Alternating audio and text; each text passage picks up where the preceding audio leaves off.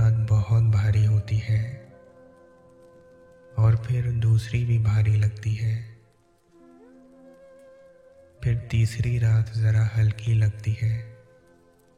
हर दिन की उम्मीदें जो टूट जाती हैं। चैन नहीं आता है, बस रोने का दिल चाहता है। दिल चाहता है सुनाती रहूं और वो सुनता रहे। ये जो दुख होते हैं ना, ये बहुत ज़रूरी होते हैं।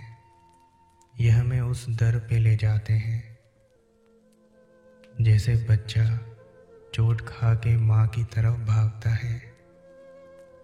बिल्कुल वैसे ही हम बिलबिलाते हुए अल्लाह की तरफ भागते हैं और उसी से रुजू करते हैं। जब हमें दर्द होता है तो कोई नहीं होता रब के सिवा। कोई सहारा नहीं रहता, सांसें तंग सी होने लगती हैं। जब हम ठुकराए जाते हैं, जब हम रुलाए जाते हैं,